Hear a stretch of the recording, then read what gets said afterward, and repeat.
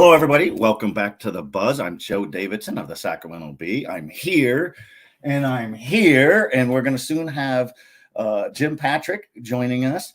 Last week, we did not have Cameron, and so therefore he was, if you will, AWOL, and now he is back from Hawaii, but he's under the weather, so we're going to mark him as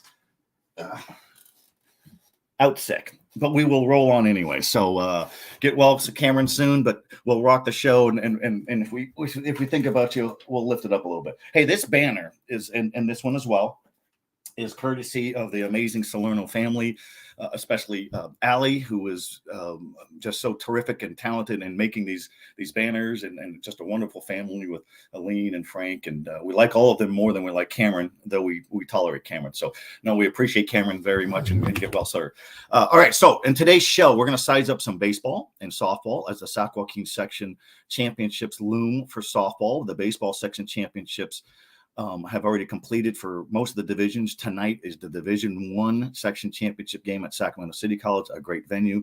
That will be the McClatchy Lions taking on the Whitney Wildcats. I'll be there. That should be a terrific game. They've all been terrific games. Jim and I will break some of that down. And the section championships in softball are Saturday.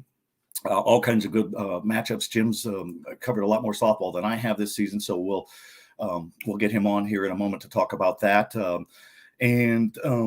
Track and field. We got the CIF State Track and Field Championships. It's the 103rd state championship. Can you imagine what was it like 100 years ago on the dirt and all that? But we'll size up some of the good athletes to look for. We have great photos and some good video by Javier Mascarenas, who does a great job. He really makes the show pop. So we'll show you a lot of that. But let's get Jim on right now and welcome. There we go. Look at that. There we go. We're just going to rock it right here. Joe, I just need to take a second to talk to the Salerno family. I know they're all huddled around their laptops watching together. We know that Allie's a talented artist, and I'm wondering if we can't remove this hair or maybe add some hair. In fact, if we could take this hair and put it on this head, then we would be on to something. Well, and right? It's funny you mention that, because Allie is, kid sisters take things, they like these challenges. She's sent me images of a smooth dome Cameron, which we will unveil next week, because he's going to lose a bet soon. Right. So we're going to do that. But so Cameron he's out sick, and Jim was out sick a couple weeks ago. And my motto was, hey man, be sick on your own time. Right. I was surprised that you didn't come over here and do the show from my living room in an effort to get me involved on my deathbed. But we appreciate you, Jim, but I like your dog Daisy better. And you understand that. I mean, that's most people do. Amy does even. So, okay, let's size it up. We had some terrific baseball last night at Sacramento City College.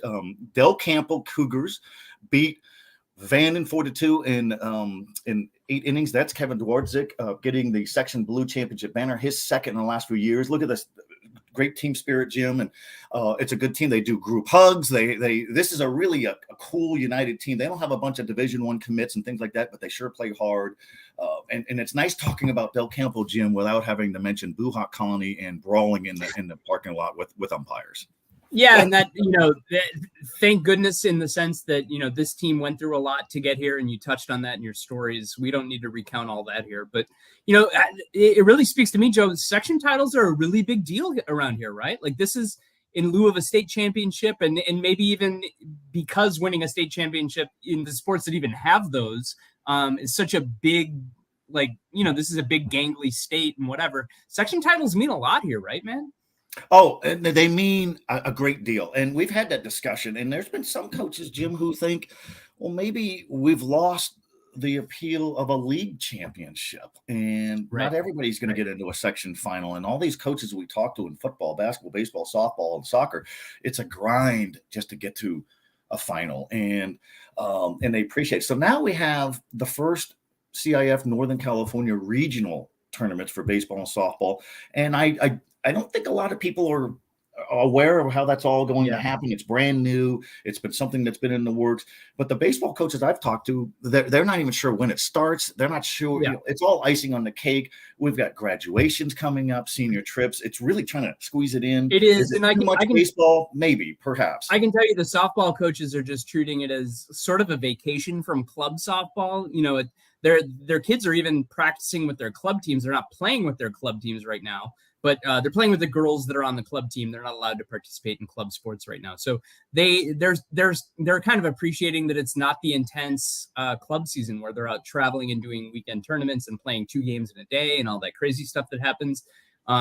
So they're appreciating it in that sense, but it's not the teams want to win a NorCal championship, but it's not it's not what it is in football or basketball. And maybe that's because it's new yet as part of it, but there's an element of it, it's just a break from the day-to-day grind for these guys too, to be playing still. Hey, one thing we wanted to talk about, Joe, and as we talk about the, I believe it was Granite Bay that won the D2 championship the other night on Tuesday night. Baseball, correct? Yeah, and just highlight some of the work of our photographers here, leading off with Javier. Just talk about Javier's work, Joe. Javier is he loves doing these. I mean, look at the lighting here, and this is Americano, which lost to Granite Bay 4-2. Both teams will go to the NorCal regionals, but he captures the emotion and the buildup, and it was a great achievement for Granite Bay, first section championship in that sport in 21 seasons under longtime coach Pat Esposito. And I asked Pat, I said, and here's Pat there on the right, he's accepting the championship from tournament director Hal Steinbeck. And yeah, so you could see, these championships mean a lot. It's hard to even get through your league. For Granite Bay, it's the Sierra Foothill League, placed second behind Whitney, which plays for a championship tonight in Division I against Franklin. And I asked Coach Esposito, and you'll appreciate this, Jim. I said, why do you keep doing this? And you've been here since the school opened in 1996 in Granite Bay. He goes, because of that moment. This moment right here, all those kids celebrating. He goes, they don't get to do this every single year because they'll graduate and cycle through. So I love that answer. You do it to build teams and to see them celebrate and have a good time. Well, it's not for the money, that's for sure. These coaches, and we have a lot of coaches that watch the show. You don't get into high school coaching for the money. It is a pennies on the hour proposition for these guys. It is about teaching young men, young women, and watching them grow and trying to help them achieve their goals while achieving team goals. So it teams like the Grizzlies here, and by the way, all of our photographers do incredible work. Javier's been on a roll lately. He's been blasting through softball championships. He shot soccer last night for Sac Republic, and here I believe he's going to be at Whitney tonight, Joe, for the Division I championship. We still got one to go, Joe. Can you believe it? I know it. And Javier, we're going to show some art and photos of him later in this show on track and field. He's got some good stuff there. And no, it's great. And the other thing about coaches, softball coaches, baseball coaches, all these championship coaches, they're teaching life lessons. We forget that these are high school kids and they're playing in these incredible pressure cooker moments. And you got all these fans right on top of you. And if you think about fans in sports, Jim, including high school sports, is they're rooting for their guys, but they're also celebrating the failure of the other guy. If he strikes out or if he gets thrown out or something. So it's kind of that. I've always been fascinated by that element. And it's dealing with wins and losses. It's dealing with handling defeat with class. It's Marysville lost the Division IV section championship the other day, Jim, to Calaveras in 11 innings. And there was a disputed play at first base in one of the earlier innings, and it looked like runner missed first base, right? And it looked like Marysville had the game-winning hit with a walk-off, and everybody's celebrating and all that. And so you instinctively look over at the celebration, but the runner didn't hit first base. The Marysville people are insisting he did. They have cell phone pictures where you can't really tell because it's from way behind. But there were 6 people, CIF section staffers, Sacramento City College event people who were right there behind the bag on the side, and they all texted me right away, said missed it by a mile, not literally a mile, but by a long shot. So Calaveras wins. Yeah.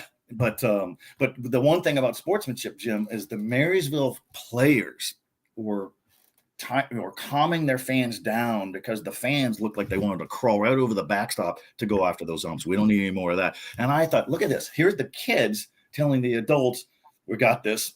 Relax, chill. Let's keep this thing going. And so I thought that was sometimes you see it in the reverse. Really cool. That's great. That's great. Yeah. And right. It's go ahead. Let's move on to D1. D1, Division I baseball. The section championship tonight is at Sacramento City College, and that means it's Gabe Henderson. We have some good photos of Gabe. If we could pop those up. There he is. That's Sarah Nevis with the photo there. Gabe Henderson is only 10-0, Jim, and he's a 3.8 GPA. He's a team leader.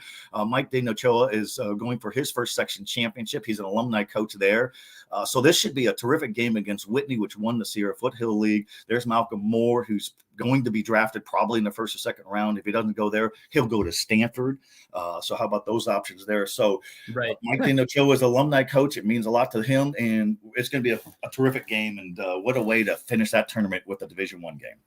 Well, and two of the best teams in our area, they've been super highly ranked all year. I know Cam's had McClatchy in the top 3, if not number 1, for I believe the entire season. I don't think they've moved around much in his rankings. And then Whitney's been up there quite a bit. We tease Cam because he loves the Sierra Foothill League, but that league has shown with Granite. I know, right? Out sick forever. But the Sierra Foothill League, let's give Cam some credit here as we make fun of the mop of hair on his head. I mean, this is a league that produced Granite Bay, the best team in D2. They won the D2 tournament. Wood Creek was the number 1 ranked team forever until they lost the last 2 games of the season and they got knocked out of the playoffs in the first round. But still, number 1 team in the area for a long time. And here Whitney is in the championship game. So that section that league produces a ton of talented baseball teams. Yeah. And, Placer County is really good at that. And same as softball. I mean, just terrific athletes in Placer County, Oak Grove, Sacramento County. And I'm thrilled to see McClatchy in the title game as a sports fan because it's a team that's not from the Sierra Foothill League. It's a team that's not a powerhouse in football. It's not a powerhouse in a lot of sports. And to have McClatchy, a city school, be not just competitive, but perhaps a favorite in tonight's game it's special. It's unique. And it's something I don't know about celebrating it, Joe, but here's a team that isn't in the Sierra Foothill League. It's not in the Delta League. Right. And they got a shot at winning the title. And here's another thing. All these teams we've talked about so far, the baseball teams, the softball teams, they're all public schools.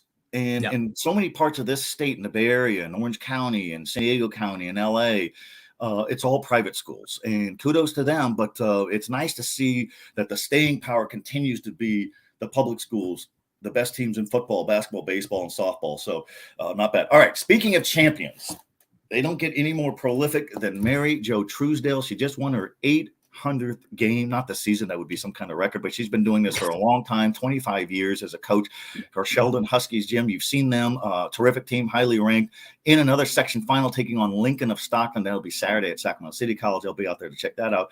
And I was talking to Mary Jo the other day for another story.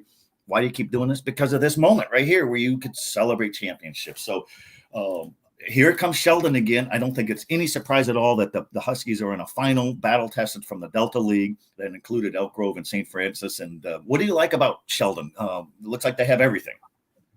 I've seen they have pitching, they have execution on defense, they have power, they hit for average.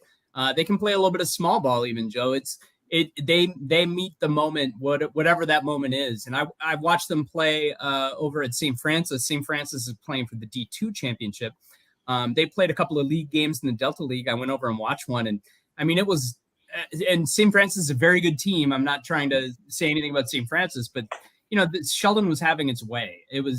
They're hitting the ball out of the park. They're playing stellar defense, and they're striking people out. And this is a good St. Francis team with a couple of D1 twins on it that they were beating up on. So Sheldon can do a little bit of everything. They take some hits for having a lot of transfers, and Mary Jo is quick to point out that she has a very diverse school that she's working with, and kids they attract students that want to be a part of that diverse atmosphere. And bottom line, they win games, and people want to be a part of that. So, and Jim, the other thing is, and Mary Jo will talk about it.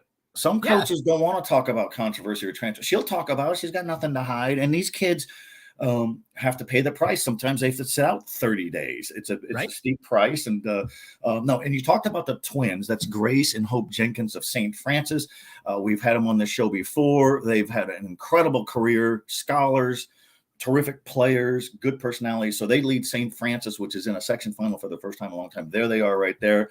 They're smiling here, but they don't smile. First time in 20 years, Joe. First time in 20 years. Impressive. Kevin Warren and Al Godis are the coaches there, just good people there. And so who do you like in this game? St. Francis versus Del Oro, Division II section championship Saturday. Ooh, I mean, I don't think it's I'll say this much, Joe, because I don't want to make enemies. I'll say Del Oro has been our number 1 ranked team locally, and they kind of lost the Sierra Foothill League on a fluke. And not necessarily a fluke, but they lost 2 games you can't lose.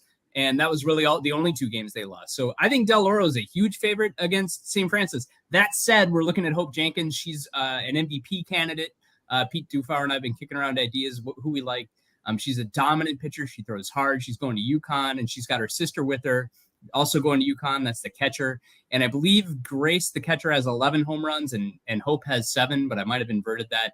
I mean, they hit for power. They're engaging. They're smart. And if those 2 get on a roll, they have a strong supporting cast. They don't necessarily hit a ton behind them over there at St. Francis, but if they get on base, they've got the Jenkins twins to bring them home. So anything can happen, but I would say Del Oro is probably a 2-1 favorite, something like that, Joe. They're the team that you would put money on. Not that people are gambling on high school softball. No, absolutely. We would never condone such activity. We were talking about the Northern California regionals for baseball. It also happens for softball. All the section finalists in the upper divisions will advance. I don't know anything about the Bay Area softball teams, but I have a sense that the softball heavies around here are going to do just fine.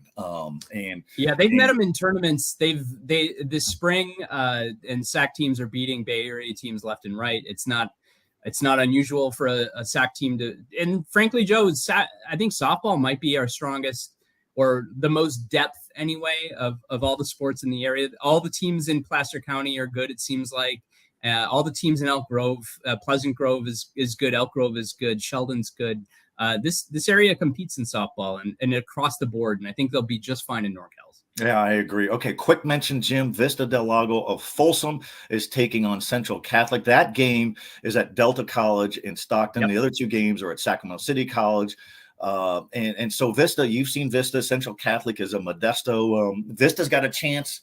We're going to have. We may have local teams win the top 3 divisions. It's happened quite a few times, but certainly anything can happen. But what are your thoughts on Vista? You've seen them. Vista's one, and let's just note real quick, Joe. There is a D4 game as well. We've got Dixon taking on Marysville in a D4 championship game, and that'll be at Sac City College. Back to Vista Del Lago. I think they're the Cinderella story of the area. I think they're the lowest seed. Still alive in the Sac-Joaquin Section playoffs, and they're a number 4 seed, Vista Del Lago. They're very young. Their coach, I talked to her after their game last week, after a quarterfinal game, and I believe it's fair to say that they felt like they were underseeded at number 4, with a possibility of being even a 2 seed running through their heads. But I mean, this is a Vista Del Lago team that's losing 2 good seniors and 1 senior who helps out now and then off the bench. So they're bringing a lot back. This Vista Del Lago team. They've got good pitching. They got sophomores on the mound. They have 3 pitchers under a 2.0 ERA. It's a very interesting Vista Del Lago team. I can't speak to Central Catholic. I'm sorry. The Sacramento Bee does not pay to send me down to Modesto to watch games. There's a joke in there about the Nut Museum and the nuts. I can't quite get there. But suffice to say that I think Vista Del Lago... Vista Del Lago knocked off Vanden, which hadn't lost a game yet in the semifinals. So Vista Del Lago, very dangerous and a very real chance of winning a title.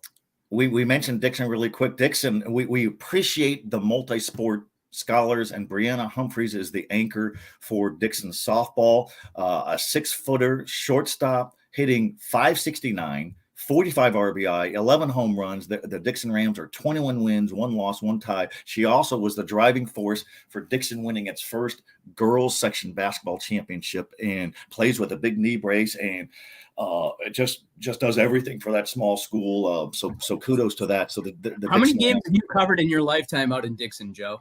When I got started in this way back in the rotary phone era, I was at the Davis Enterprise. from 1984 through 87, and I was over there all the time. And I went back for a football game during the fall and wrote a column about how it was full circle and how all the growth and everything. But it used to be a school of 400 or 500 kids. Now it's about 1,000, and a lot of people from the Bay Area migrating. But it's still a lot of farmers and their kids playing, and people they just really soak it in. And so it's neat to see. And as the school gets older, or the school was old, it's been there forever, and they got a newer campus. So riding that green wave of the Dixon Rams. I still play on grass field in football. We love that, and so neat to see it. I was really that's like one of 2 schools in the area that does that. There's very rare, and it's the smaller schools. I know that Delta High and Clarksburg, you've been there. They have grass. Colfax High School has grass. Woodland Christian has grass, but I mean, Bear River has the smaller schools, and they kind of like it. It's like we're okay with the grass. We're okay, and it doesn't rain around here, so it's not like it's going to be muddy or anything. Not in football season. Yeah, no. All right, let's switch into track and field here. We have the CIF State Championships this weekend in Fresno. Amazing, what's 102 of those. And here's Javier again, our ace photographer. This is the Sac-Joaquin Section Masters Championships last Saturday night at Davis High School.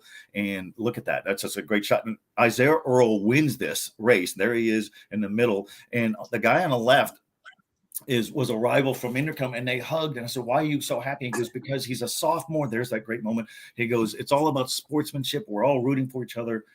Incredible. It's really cool. That's Tatiana of St. Francis, who won the 1600 there. So she's going to the state meet. So I led that story with the sportsmanship. We like to see that. These kids get it. Yeah, and what's great about track. You're competitive, but you're competitive with yourself, right? And it's the ultimate. I can't control what the other guy does. If the other guy goes out and runs faster than me, and I cannot run that fast, then hat tip to that guy. He trained better. He's just better at this than I am. But it's very internalized sport. And frankly, I wish we could cover more track, Joe. It's chaos. They are never on schedule. The kids are never where they're supposed to be when they're supposed to be there.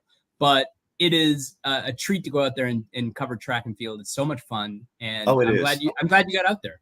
No, and I love track and field. Here's what's crazy is I was talking to some of the meet directors the other day, and they were marveling at how this event ran exactly on time. Oh, wow. And I mean, when it's a 6:07 girls 1600, 6:07, I said, "How is this?" I mean, there's always something that delays. Yeah, usually by that time in the meet, they're 45 minutes behind. And so they've done a great job with that. And let's throw up these charts that David Caraccio, our producer, put together. And here's some of the standouts to watch for at the CIF State Finals in track and field. John Daly won the Masters 400, just one lap of fury. Isaiah Earl, we just talked about him, the terrific hurdler. Nathan Kent, football star, all Metro. And he had a sizzling 46.6 second anchor leg in the 1600 relay that set a school record. And how often do we talk about this, Jim? Multi-sport, do as much as you can. And Brandon Marino was an interesting story. He didn't expect to win this race. He thought a teammate would win this race, but his teammate was injured, couldn't do it. And Brandon Marino said, my dream as a freshman 2 years ago was just to get to the Masters meet, and now I win it. And so he's happy there. Michael Rojo of Yuba City was third in the 100 Masters and was a big part of the winning 400 relay team. So we get hurdlers, jumpers, and everything. It's hard to place and medal in the state meet because the Southern California guys, Jim, are just dominant in every sport. And I think it's a tough order. I want to put you on the spot here. Pick somebody off this list to place. Give me who's going to be a top 3 finisher. You get to pick one kid on this list. Who's going to? I would say John Daly in the 100 will hit the medal stand. Brandon Marino might get to the medal stand in top 3. The 1600 relay for Rockland is going to try to get to the medal stand, but the relays and the sprints and the 400 and all those dominated by the guys in Southern California. There was a sprinter from Gardena High in Southern California the other day who ran a wind legal 10.14 second 100-meter dash, the fastest in state history. And I mean, and it's like, okay, I guess he's a national recruit in football and track, and so that's what you're going against. All right, let's take a look at the girls list really quick here. The Bella Vista girls 1600 relay team came charging back to win the Masters Championship. So in a school record, we talked about Cornell. You can see her in the image back there for St. Francis. The Whitney high jumper. Christian Brothers has a hurdler in 400 meter. Giselle Kirshner is only a sophomore. She just won a section championship in one hurdles race, so she's going to be around. And Allison of Oak Ridge in the pole vault just set a Masters meet record 13 feet 2-inch vault. So she, to answer your question, she has the best chance to win a state championship, I believe, on this list. And Whitney, she went over 13. What's that? She went over 13 feet in the Masters, right? Like 13.2, a Masters meet record. And Oak Ridge has done an incredible job with vaulters over the years. And, girls have not been pole vaulting forever. That's been relatively recent, the last 12, 15 years. Yeah. And a lot of these girls are getting scholarships to go pole vault. They love it. And just, it's, it's such an interesting event. And these girls, Allison wins the Masters, and nobody's carrying her pole. She's lugging everything all by herself, because that's what track kids do. Carry your own. I can tell you love it. Just like you got me laughing there right at the wrong time, but it is, that's what we love about this stuff in general, right? There's nobody caddying for maybe at the golf tournament, but there's nobody caddying for these people. These are just normal human beings who are going out there and doing incredible things. No, and they enjoy it, and we love covering it. And next week, Jim, you and I, it'll be our final show for the spring. We'll recap with Cameron. He should be back. There he is. We can take that part off, and he'll be back with us as we talk about some of the big storylines from this academic year, whether it was Folsom finally beating De La Salle, or a local school suing the CIF, or whatever. But another story I'm going to be running here soon is the 50th anniversary of the passage of Title IX. Got some good thoughts from Jo Truesdale on that. Basically, in real brief, we'll talk about it next week, is it mandated gender equity. So these girls have opportunities now to play sports and get scholarships, whereas decades ago they were sharing uniforms that nobody watched. They had nothing, and so it's come light years, and so it's really cool to see. And still has some ways to go in some respects. So yes, very much. We'll get into that next week. Always good to see you. For a Twins fan wearing his Giant shirt, I'm boggled and all that. So we appreciate you, sir. We will see you soon, and we thank David Caraccio, our producer. We thank Sarah Neves and Javier Mascarenas, our terrific photojournalists. We thank you for watching. If you missed part of this show, it'll link here shortly, including previous weeks and all that. We appreciate everybody. Keep following us. We got all of our social media here. We can take this off of Karen. Welcome back, young sir. We appreciate everybody. We'll see you next week.